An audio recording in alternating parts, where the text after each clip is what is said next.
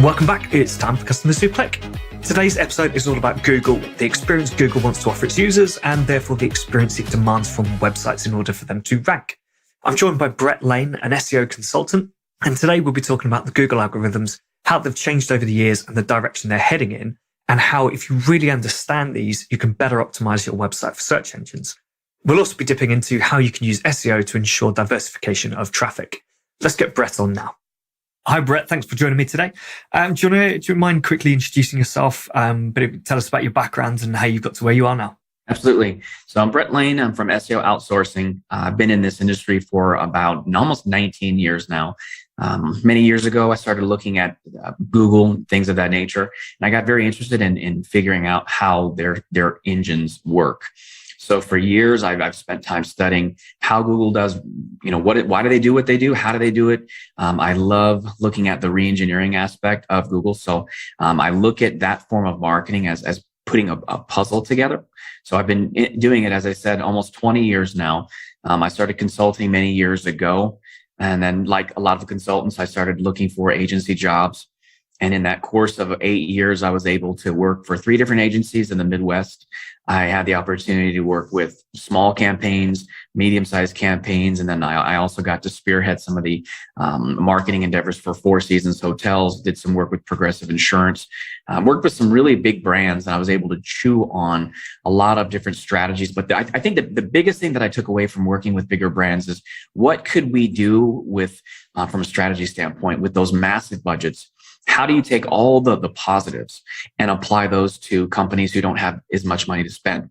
So you get some hard-hitting strategies, and then you apply the right types of techniques to small and medium-sized businesses. So I figured I wanted to do my best to give every business that we worked with the chance of ranking just as good as the big dogs. Okay, cool. Yeah, I suppose that's it's kind of fair. But just for some of them, it's going to be tough, right? If you've not got the money or the resource to put into it, you're going to struggle against someone who's got quite a significant SEO budget and probably teams and teams of people. Mm-hmm. Absolutely running it. But to get back onto the kind of the actual Google side of things, what are some of the biggest changes you're seeing in the algorithm? And I suppose there's kind of 2 parts to that. The first part is just, I suppose, there's little tweaks and changes they're making just along the way in those regular updates, but also just generally the direction that they're trying to take SEO with the algorithm. Huge piece has been on user experience. And you can break user experience down to a lot of different components. So Google is wanting to provide people with search results in the quickest time fashion, and have the results be as clear and effective as possible for the user's intent. So if you're looking for information and you're doing research, they want to provide you with data that represents that research. Or if you're looking for a particular product, they want you to be able to find it as quick as possible. When you start looking at things like page speed, how quickly they load, whether something is responsive to mobile devices, about 80% of people who search are looking on their phones. So Google wants to be able to ensure that when a person hits your website, it's not going to take a long time to download the content. And the funny thing is, when they say a long time could be 3 seconds or 4 seconds. Simply because they're processing a lot of data. So we're seeing a lot of more movement now towards, being able to have a really good website that can be downloaded very quickly, that can be accessed easily, where people can find good information. So you're wanting to decrease those elements. You want to make sure that, like, if you have a ton of images and things of that nature, they're not super heavy and they don't load very, very, take a very long time to load. So if you think of the mindset of a person going to a website and how quickly consumers get frustrated. As long as you take away those barriers to entry for consumers, you're going to be doing yourself and your website a service, because Google is going to reward websites where people can go in and see that information super quick. And it's not, there's a ton of components built behind it. And I'll give you a quick solution here in a few minutes to some things that you can use if you want to overcome that. Because a lot of times when people look at, what they're calling core vitals, that's what that represents. Google's metric for looking at your user experience, looking at those elements related to page speed and so forth. So there's some tweaks that you can do to make that. That's one key component. Another major component is looking at content, and sites that have content that's very thin, that's going to decrease your chances of ranking, because when you increase the amount of content that's engaging on your site, what you're doing is you're giving your customers the ability to better engage with your site, and they stay there longer. So your user engagement is naturally going to be increased because now you have a lot more content and people are reading it. They're staying on the site longer. They're visiting one page to the next. And then the last piece is who is linking to you. From the internet, you have all these different places who can link to your site. How are they doing it? Are they doing it from utilizing specific keyword phrases? Does it look very natural? Does it look like you're trying to be spammy and manipulate their algorithm? Because Google is always on the lookout for people who are manipulating. And when you look at SEO at the end of the day, really, we're all trying to gently massage, if you will, how Google looks at your website. So they're just looking for those outliers, things that people are doing that are really, really spammy, where they're just taking away from their users. So those top three things are some of the biggest things that we're seeing right now in the SEO industry. Yeah. I think link building's probably the one that's stayed. It's been there from the start, right? Link building's been around for I don't know how many years. It's definitely been around for the 10, 11 years that I've been working. And it kind of sounds like a similar situation, right? They're looking out for those people who have natural links, good quality links, links are using keywords that are relevant, look good, and punishing the ones who seem to be spamming everywhere. And I don't know exactly what counts as bad links, but I imagine if suddenly, I think it was the case, again, like 9 years ago, probably, I think it was Interflora, the flowers website. They got taken down just before Valentine's Day, I think, because they suddenly built a huge number of links. And Google saw it and went, no, you're not going to have that, because I'm guessing their view was there's no way you could naturally generate these 1,000 links or whatever it was overnight, just suddenly like that. So I would say one quick point is with links, Google looks at things differently now. I can manipulate your website if I wanted to. I could send thousands upon thousands to make you look bad, if I chose to do that. So what they look at now is not so much from like a punishment standpoint, but more from a standpoint of, I would say from a regulatory, like, hey, if you have a lot of links, are they natural? Instead of getting punished, all they're doing is they're taking away the value of those links. So yeah, if you had an extra 10,000 links to your site, and then Google looks at that and says, out of those 10,000, only like 300 are actually valid, they're only going to give you credit for those. Because back in the day, people used to literally go out and send like porn links, Russian links, crazy links to your website, and then you'd get hit. I saw the same thing happen to a few other websites in the last almost 20 years, where it was near holiday seasons. And it's like, holy cow, you just lost how many millions of dollars because of that. So I think Google has gotten a little bit wiser to the fact that, hey, let's just take the links that you have. And if you have a ton of links, let's look at the ones that look natural, and let's just push out and not give you credit for the ones that don't look natural, because they know that there's a lot of smart people out there that are tweaking things and trying to make other people look bad. So it's a slightly different take. Definitely the same thing. You don't want to have a whole bunch of links pointing to your site where, they're focusing too heavily on your keyword phrases, because that doesn't look natural in Google's eyes. Yeah. Well, I think actually, one of the businesses I worked for years ago when I was kind of involved in SEO, did get an email saying, you need to pay us like $1,000 or something, or we're going to build a few thousand links to you and make you look bad. And actually, it reminds me that a business that I had a few years ago got targeted in a similar way, but on Facebook. And it was something like, we're going to generate 500,000 fake likes on your account, because Facebook will punish you for that, because they'll be able to tell that you've done that unnaturally. So you need to pay us some money, which we just ignored. And unfortunately nothing happened. But yeah, it's kind of bad that happened, but it's good now that there's just no point doing that, because Google just ignores those links. Yeah. And it's interesting because a lot of those people just are looking, it's like phishing scams now. You get anybody to respond to it, that's who they go after. Because you could literally, I mean, why would somebody just decide to spend time unless that's one of your competitors? I had seen that in a lot of cases with competitors doing it. So I am very happy that Google has looked at it very differently. Yeah. What was the first one you mentioned? Was it speed? So we looked, site speed is huge. Yeah. So out of those three, are you seeing more value, more importance in one or two of them, or are those just all three quite similar? Like if you're focusing on these three, you're going to do really well. I would say to focus on those three, but what I tell people is take them, like when you're eating an elephant, you don't want to eat it in one bite. You want to eat it, you don't want to eat the whole thing. You want to eat it small chunks.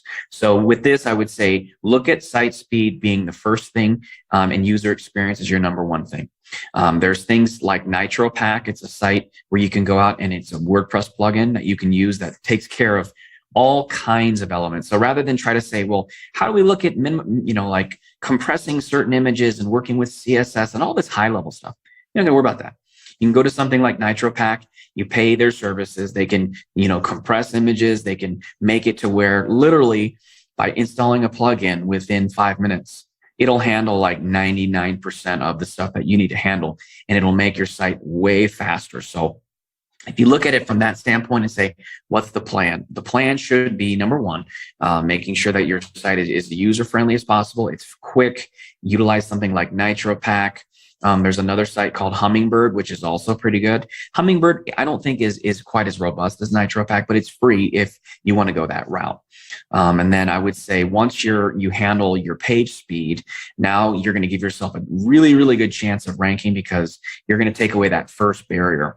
And then secondly, I would say the content piece, you want to be able to make sure that I guess the best thing you can do really is look at your competitors, because rather than go crazy and come up with tons and tons and tons of content that you may not need, look at what your competitors are doing and then supersede them by 20%. And it really depends on the industry. Like I've worked with plumbers, doctors, dentists, lawyers. We've worked with printed circuit board manufacturers. And you could probably tell that between each one of those vertical markets, there's going to be content written differently. So I would say figure out what your top 5 competitors are doing. Look at how much content they're creating, how big are their websites. Are they creating content for each service plus each service area? And then what is the average amount of links? So you could go to Google and type in website content calculator or website content tool, and they'll show you how many words are on those pages. So you'll be able to get a pretty good glimpse of that and then say, oh, out of my top 5 competitors, who is doing what? What does that number look like? And then start writing your own content that's similar in nature in terms of themes, and then just supersede it by that 20%. If you follow that rule, you're going to do much better from a content creation standpoint. Yeah, I think I've heard this advice a lot, right? Find even good articles out there and just see if you can produce something which is several times better than that. Because if that's working for them and you can produce something better and you can get it to the top of Google, you're going to be doing really well, basically. So I think kind of makes sense. Yeah. Oh yeah, and the other thing too is to look at social media. Like there's tools like SEMrush or Ahrefs.com where you can go in and see what content, or even look at Google Trends. I mean, it'll show you what content is trending within social media and on the internet. And then you can look at that content and tweak it, create your own story, or take it and make it that much better. You're absolutely right, Will. Doing that because that way you're going to be able to see what are people already doing? What are people already consuming? And in your particular field, you may want to come up with, it's a good idea to ask your customers too, what kind of questions do they have about specifics in relation to what you do? Or go to answerthepublic.com. You can go in and type in a certain keyword phrase and it'll tell you in a matter of 2 or 3 minutes. Hundreds of questions that are being asked on the internet. You literally could take each one of those questions and go out and speak it into your phone and use like a dictation service where you ask the question, you speak it into your phone, and you do that again and again and again. And those services will basically print out, or they'll put all that audio and they'll put it into text. And now you can use that to write a ton of content. You don't need to get a writer for that. You just have to use the right tools. Yeah. So are you suggesting use a speech to text tool to basically transcribe the article from your spoken voice, and then what, just like edit it to make sure it's actually, accurate and makes sense, and I guess needs tidying up and stuff. Yeah, I mean, you can come up, if you were to go and ask yourself a question and answer the question and do that for all the questions you find, even on the phone, you could literally write like a 4,000 or 5,000 word article in a matter of like 15 minutes. And you're not having to do a lot of thinking, because a lot of people they get stuck in, what should I write? How should I write it? Should I hire writers? In some cases, it does make sense to utilize writing services. But in others, if you know that your customers ask a certain set of questions, and answer those questions, or like go to Google and start typing in keywords, and they'll show you what other people are searching for at the bottom of the search results. My mentality is, how do you create as much good, relevant content as possible, and do it in a way that is very, very easy? And I think the dictation services like that help out tremendously. Yeah, I think. Yeah, I like that idea, because I think it's going to allow you to produce that quite natural content, right? I suppose it's the advice I've seen recently is, make sure you're writing for the consumer and not writing for SEO. Too many people focus on the SEO aspect, the keyword aspect, and end up with content which, the information there is good quality, but it doesn't read like like an actual explanation that you would give a person. Mm-hmm. So I think that if you're talking yourself through your answer to a question into a microphone or something, that's probably going to give you that much more natural flow to that article as well. And then, obviously you'll need to go edit it, move things around, but the language you'll use is probably better. It's like having a conversation. When you walk into any store, you're going to buy something. People are asking you questions to figure out what it is you're looking to achieve. So when we write content, we'll do it in a conversational tone, and we'll think from the standpoint of, what are our customers' biggest needs? Are they looking to solve a particular problem? And then you ask those questions earlier in the articles, so you get them thinking about the question that is already in their mind. And then you start giving them bits of information to reflect that content in smaller snippets, 1 or 2 sentence paragraphs. And then they're going to want to read information very quickly. And then you spoon feed them that information, and that's going to allow them to scan it really quickly if they want to. Another really cool thing is that we're, in terms of content, looking at different kinds of content. You can go and take an article and create it based off of, like we just mentioned, through a phone, and have it be dictated into, to text. And then you can also take that same content and you can go out and create videos where you're doing presentations. And it's interesting, because I've talked to a lot of people who've said, some of the videos that are really, really high converting, they've basically taken a PowerPoint presentation and have some words on those pages, and they're just going over the words and they're reading the words. And for whatever reason, those are converting way higher than a lot of other kinds of videos. And I think it's because it's really natural, and a person is they're reading it, they're hearing it, they're seeing it. So you're hitting three different modalities for learning. So you can take that same exact content, and now you turn it into a video. You could submit those videos to PowerPoint presentation style sites. You can submit them to podcasting style directory sites. So you're really able to take one form of content and you can turn it into multiple forms of content. And each one of those forms has a different distribution point for getting backlinks to your website. Yeah. I think that's really important. And it's just something to think about, right? How can you, what else can you get from this piece of content? So, I think the most common thing people do is write a blog. I think that's quite an obvious thing to say, but I guess what I mean is the most common thing people do is just focus on a blog and just writing content. Mm-hmm. But actually, if they were thinking, right, well, what else can we do with this? Can we turn it into a video, potentially even into a PowerPoint slide or a gallery of images, or, whatever else, just audio, maybe an audio track. Mm-hmm. And where else can you kind of seed that content out? And get value from it. But I suppose one key thing I imagine is to not just overdo it. There's no point turning one piece of content into 10 if you can't distribute that content, right? I would say that's a good point. Take the content and create it. If you can turn one piece into 10 and distribute it over time, and you're not going to get overwhelmed, then fine. I mean, I have people who've gone out and they've taken articles and created the articles and turned them into videos, and then they've taken a video and they have a conversation with someone just like what we're having right now, and then they transcribe that video and they put that text-based information on the page where the video is sitting on your website. Now you're giving Google a greater opportunity to consume the data that's in the video. So you're creating just another form of content. Same exact thing. You take images. You can do the same thing with image-based submission sites. The key thing though is to repurpose where you can and then start syndicating that content. So like we mentioned, you create an article, then you take snippets of that article and you can submit it to all your social media sites. You can do the same. Then you can take, there's different syndication sites where you can take a blog post. And it used to be that you create blog posts or press releases and have that content get syndicated all over the web. Well, now you can do the same exact thing. You can take blog content and you can syndicate it in the same fashion that you would have as a press release. You just have to make sure that the information is non-salesy, and you really have to get access to a good content syndication network. And that's one of the things that we've done here in the last 2 months is we found new networks where we can syndicate content and say to our customers, hey, we just created this really good blog post for you. Now that blog post has been syndicated on 300 additional websites.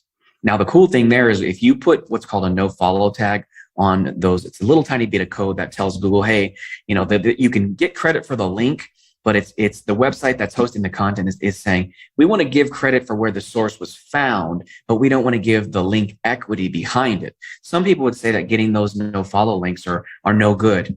But in Google's eyes, they understand that you're going to get links from a ton of places online. And if you get a link from a site that has a no follow tag on it, that's saying we're giving you the link, but we don't want you to give you link equity from our website by linking to you. Google still is they're going to reward your site because it's going to look very natural. And this also gives you an opportunity to get your content read by consumers on 300 plus new sites every single time you syndicate content. Yeah. And I suppose,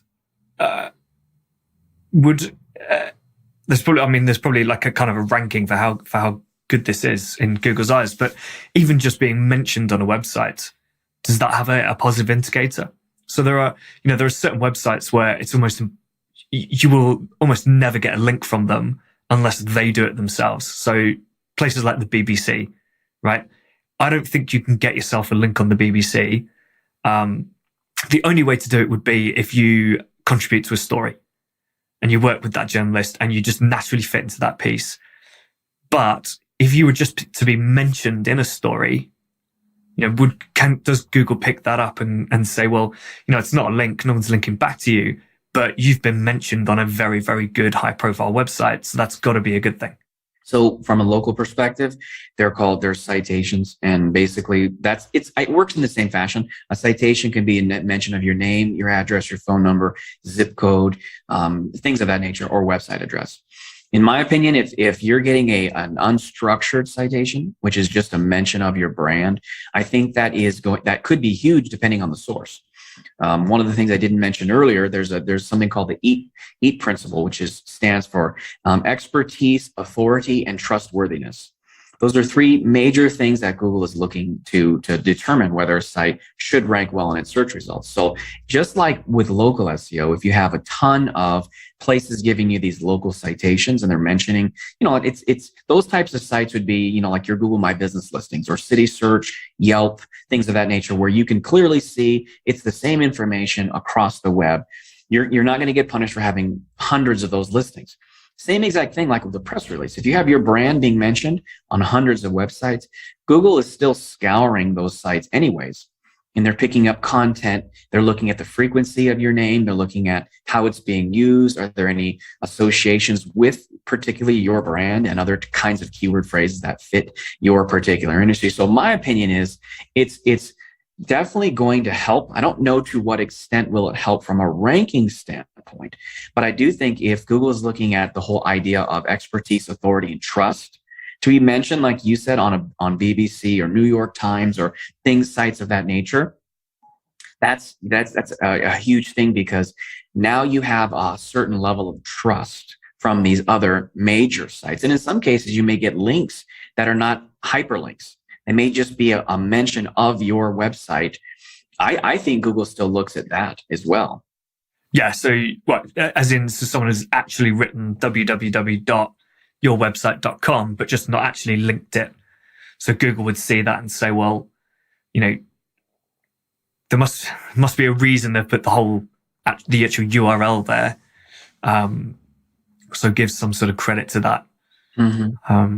Yeah, I suppose. What sort of trends are you seeing in the way Google's changing and updating the algorithms? So they keep having their core updates and back in the days, they used to not tell us anything as to like when they were happening. Now Google's doing a much better job of keeping people abreast of what's coming down the pike. I think a huge piece has just been the security for websites, where they're now looking at things related to how much advertising you have on your websites, how much real estate you have. So that's going to be one component. If you have sites that are just created for the sake of from an affiliate standpoint, they're looking at that and they're saying, how much can we trust these websites? Because if it doesn't have anything as basic as, let's say, an address or a phone number or a way to contact someone, they're going to be looking at that from the standpoint of, this is just another website that's collecting information to try to sell somebody something. So if you have anything on your website that has to do with a person's health, their wealth, their livelihood, something that could change their lives pretty drastically. You give someone the wrong information about getting a loan, you could financially hurt them. Or same things with health. You have to be able to build up a lot more trust in those aspects. And I've seen sites that were very thin from a content standpoint that didn't have a lot of trust. And, you could tell when you hit it, you're not going to get much support from that particular site. Because, like some of the software companies amaze me. I mean, you go to them and you try to contact them. I'm like, I can't even call them. Then their response time, they say, is 24 hours, which in my opinion is a joke.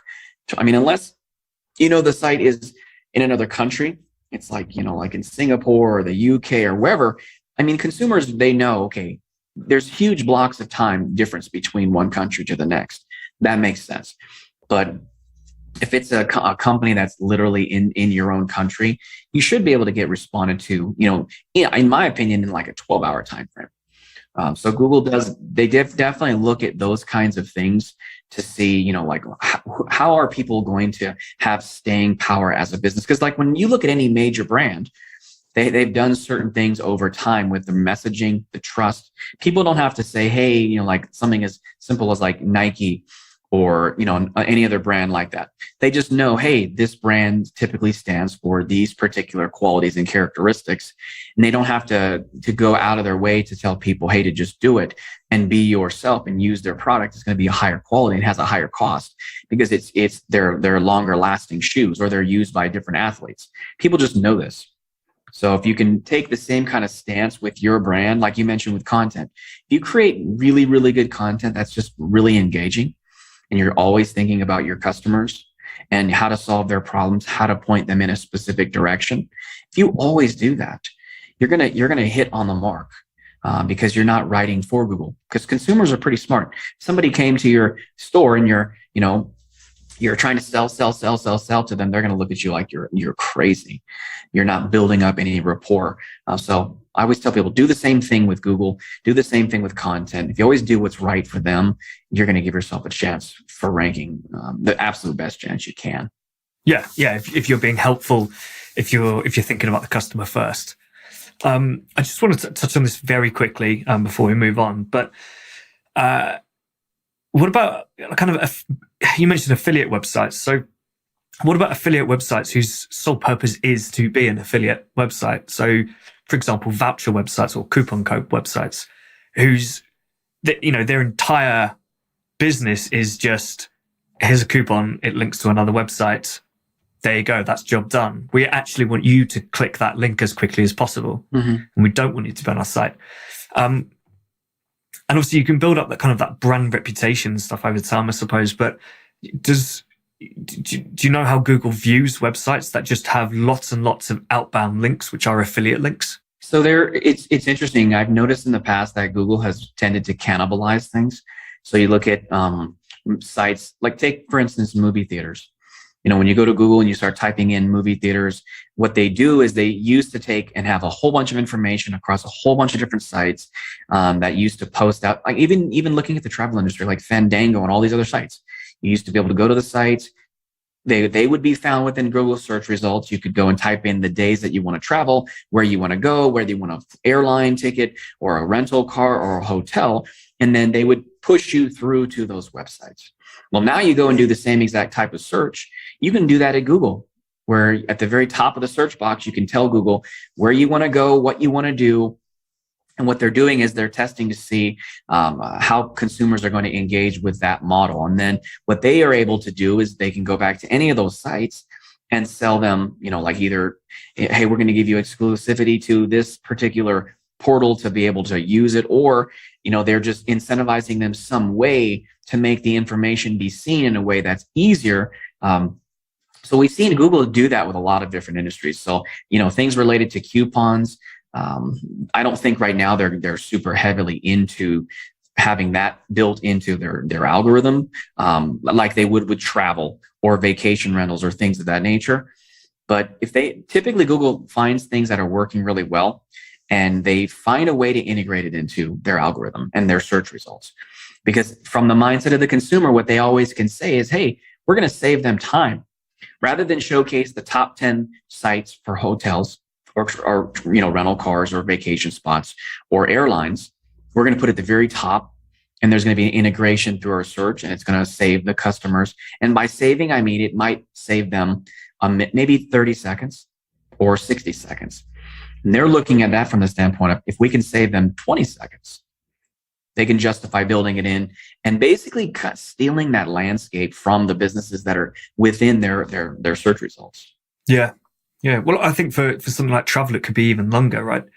If I can do one search on Google, and Google then just tells me, right, here are your 10 prices from these 10 websites, that's going to be, that could be half an hour or, 15 minutes, half an hour worth of going to each website individually, doing that search and then comparing them all. So yeah, from a customer point of view, it helps a lot. And if Google's then sending people back to those websites, then, that's kind of fine, I suppose.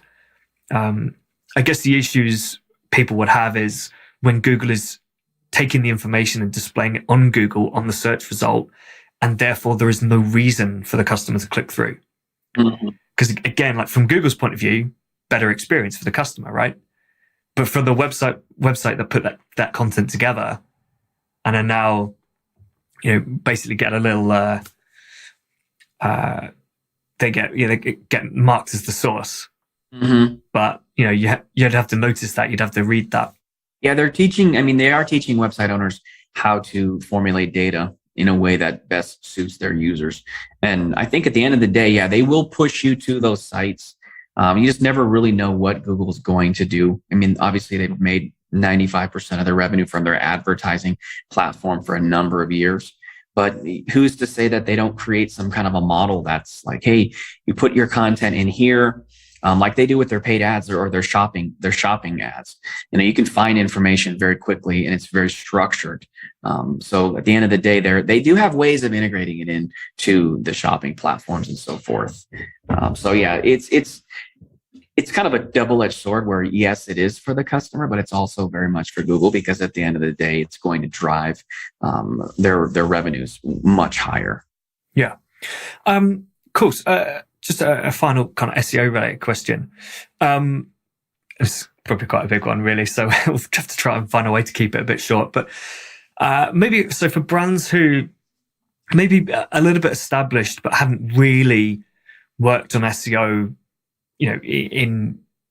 haven't put a big focus on SEO, what are some of the key things that you suggest starting with to, I guess, lay the foundations and get a good strategy in place? So a lot of times I would tell people to look at your site, and I'll give a macro level representation of this, because there's one component to this that I want to touch on very quickly. Basically, you're looking at the site itself, making sure that the site is easily crawlable by Google. They can get to your site and they can read the information very quickly. There's not a lot of roadblocks. So like I mentioned, something is SEM Rush. You can use the tool and you can get information on it as to like what is messed up with your site. Or there's another tool called Screaming Frog. It's a Canadian-based tool. Very good tool. It can show you a lot of things that are needing to be fixed technically on your website. Those kinds of tools can go in and you can say, oh, okay, I need to fix X, Y, and Z with my title tags, my description tags, my marketing copy, my heading tags. Very technical from an on-site perspective. Make sure you have that on point. And then the second piece is making sure that you have content that's written that is very engaging. I think the last study that I read last year was about 1,400 words was a good metric for the total number of words on the pages of your site. But keep that, it's going to be relative to your industry. So if you have industry where you're in the plumbing industry and you know, hey, people are asking questions about toilets that are being backed up or water heaters or things of that nature. And you can write an article that is 600 words or 700 words that is actually engaging and that shows people how to do something or is included with a video. That's going to be huge because it's going to set you above your top competitors. So you want that content to be very engaging and you want to outdo what your competitors are doing. And then you also want to just be able to make sure that you're getting creative with who's linking to your site. How are they linking? Are you getting links, through things like press releases, which some people would say that press release link building is dead. I would say if you look at it from the perspective of pushing your brand online, whether you get do follow or no follow links, it's going to make your link portfolio look very diversified, which is what you want to be able to do. You want to get very creative and look at other sources. You want to see what are your competitors doing. We mentioned things like ahrefs.com or SEMrush. Those tools can show you where links are pointing to your site and your competitor's site. And then you want to get really creative. One thing that works really well right now is guest blog posts. So you go out and you conduct searches on Google and you can do something as simple as write about your industry plus, your keyword might be, e-commerce, SEO, and then you do something like plus guest author or write for us or some variations of those kinds of keywords. You can find pretty quickly places that will accept content from you to boost their website. It's kind of like what we're doing right now. We're creating content and we're doing it in the form of a podcast. It's very similar where you would create content that's text-based in the form of an article. You would reach out to a huge list of sites and you can use things like Outreach Mama to go out and create these databases, and then they can help you communicate with other website owners very quickly. There's other paid services that you can use to create those guest blog posts, and then those get you links and they get you content shown on other sites. So it helps you build your trust way faster on those sites. Now you're getting a whole bunch of really high quality links from different sites with different snippets of content. So now you're basically hitting on all three of those components that we talked about. The one piece I wanted to add to that we didn't chat with is making sure that if you're doing things in the e-commerce space, you want to be able to make sure that you're not relying too heavily on one source. So if you have a store on Amazon or you're doing things with Shopify or whatever it is, you always want to make sure that you don't have your eggs in one basket. So if you're just doing things on Amazon, great. Amazon can rock your business at the drop of a hat if they decided to. If they notice you're making too much money on a specific product, they may decide that they want to offer the same exact product. And then they're going to take away 30% of your market share because you're making a lot of money. So you don't want to rely on just that. You want to look for external sources, like we mentioned, Google, or looking at things like Facebook or TikTok or Instagram. As long as you have other pieces of the pie that are giving you traffic from other sources, you're going to, that's another really good case of not allowing your business to be shut down. And then also we mentioned link building. So you can take your listing that ranks within Amazon, those product listings. You can see, hey, if I do a search for this within Google, who shows up in Google search results? What Amazon pages are showing up? So you can figure out what those pages are, and then you can build links to those. So let's say you have a product that you're selling on Amazon, and you're noticing that your top two competitors are showing up within Google search results as an Amazon listing. Now you can figure out how many links those pages have, and then you can emulate what they're doing and then just outdo it by 10 to 15%. So now you're giving your listing a chance of ranking way, way higher. I mean, I saw this. It's a very interesting category. One of my friends says he has if you do the search for camel toe concealer, obviously very, very niche based, very, very different. He said, hey, I've got a competitor we're ranking way better than them for this little tiny piece of plastic that helps provide more coverage for women when they wear their bathing suits. And basically, he was saying we're killing them within our Google rankings, but they're ranking higher within Google for their Amazon listing. So when you do camel toe concealer, the listing shows up on the second and third position within Google search results. And those are both Amazon listings. Those two listings are generating so much traffic for them. That's why it made me think, hey, can we do things to create higher Amazon rankings within Google so that you're also getting, it's not diversifying your traffic per se, but it's giving you more of like a boost of vitamins to get your site to get more traffic and more sales, if you will. But you always want to make sure that you diversify, because we're starting to see things right now with, traffic sources like Facebook doing some crazy things for their advertisers. We're seeing Google making lots of changes. We're seeing industries where you can't really advertise within them. Like if you're a dispensary and you're looking at marijuana-based products, or even CBD can be a little bit more challenging. Google's making it much harder to get traffic to those specific sites within their advertising. So I would say my biggest recommendation for your users is make sure that you diversify your traffic sources, because you never want to be held captive by one source. Yeah. There's one thing I just want to come back to and touch on is that the length of content. So you mentioned there was an article that said about 1,400 words is optimal. Now, is that literally 1,400 words is what Google wants to see? Or is it a suggestion that 1,400 words should give you that engagement time, which is actually the metric that Google wants to see? Does that make sense? Yeah, that was basically done on the study. I think the exact number was like 1,475. But basically all that study found is that when they analyzed tons and tons and tons of content on the internet, that was the average. So depending on your industry, if you notice that people are doing like 800, it used to be, hey, have 500 word articles. Then it jumped to 750. Then it jumped to 1,000. Then 1,200. Now it's around 1,500. I have clients who are doing articles of 3,000 to 4,000 words. And we may only do one article that month, but it's 3,000 words. And the cool thing is that one article can rank for hundreds of phrases because there's so much body to it. People used to think, oh, you can only, write a piece of content and it's 700 words. You're probably going to rank for 2 or 3 keywords. Now we're like, no, 3,000, 4,000, 5,000, if you can do it. But if you're in an industry where you can't do it, I would say keep the content short and sweet and fit your specific market. So yeah, it's not like a silver bullet. You write 1,475 words, you're always going to hit a top 10 ranking on Google. No, I wouldn't say that.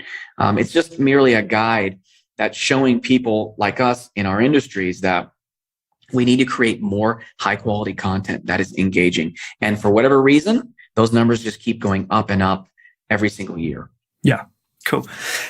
Cool. So just finally then, before we finish, is there anyone in the kind of D2C marketing space that you'd really want to go for a drink with? No, not. I mean, I'm basically, I guess I would go to if I could have a conversation with somebody who's more aware of some of the trends in that particular space as it relates to traffic. Nobody comes to the top of my mind right now. But anybody in that space who can look at trends in that particular space and how it relates to generating traffic, or getting a whole, being able to generate, whether it's traffic or whether it's content or whether it's, link building strategies. I would say that I'm totally open, but I don't have anybody in mind as of right this second. I think it's just opportunities for me to be able to collaborate with people like this conversation we're having right now.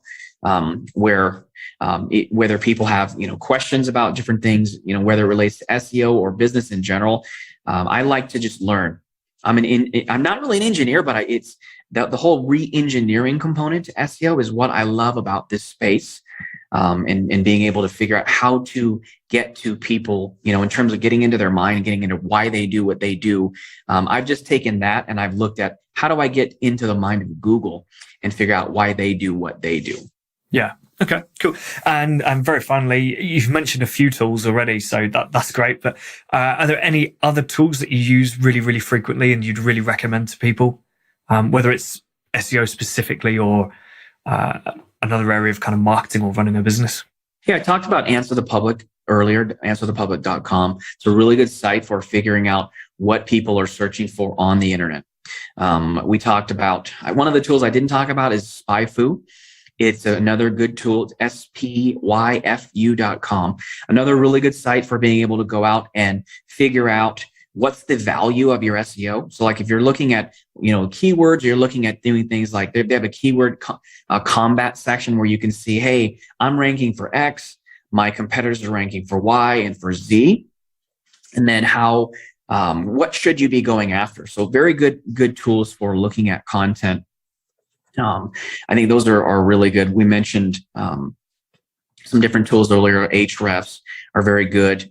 I think Google Trends is a tool that a lot of people don't look at. That is it's very basic. It can show you,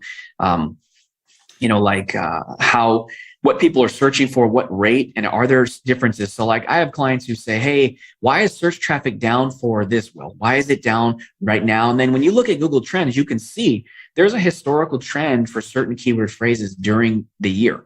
It happens every single year. And so it may not necessarily be that your traffic is down because something has been done incorrectly with your website. The key thing is just maybe the trend just says that every single year right now, year over year traffic is going to be down. As long as you're focusing on that, you'll definitely have a better insight. I think the last tool is Page Speed Insight tool from Google. That's one really good tool to be able to figure out, are there any things that you need to tweak on your website to make it much faster? I would say that's probably one of the biggest tools that you can utilize to be able to get to the heart of the matter. Cool. All right. Thank you so much. It's been really good. If people want to get in touch, what's the best way of doing that? Yeah, best way to get in contact with me is Brett, BRETTS, as in Stephen, Lane, LANE.com. You can find all kinds of information about myself, the different companies that we run, as well as getting, contact information for me. Yeah, cool. Perfect. Thank you. All right. Cheers, Brett. All righty. Take care. A key takeaway from this really is that Google wants to give their users the best possible experience. That means providing them with the result that meets their search criteria and ensuring that any websites they click through to are actually going to provide that information quickly and easily.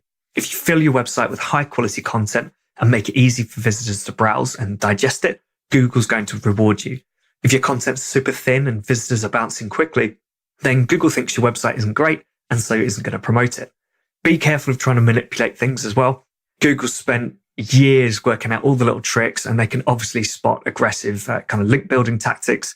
The plus side now, if you can call it that, is that at least Google doesn't punish you anymore. You're not simply going to disappear from the listings, but they just ignore the work that you've done. So if you're spending money building links, Google's just going to ignore them now. If you'd like to chat with Brett about SEO and learn more, reach out to him on LinkedIn. Any other podcast questions, feedback, or guest requests, please send them over to will@customerswhoclick.com. Next up, I've got Howard Tiersky with me, and we're going to be talking about how companies can stay relevant to their customers and continuously adapt to change. But until then, keep those customers clicking.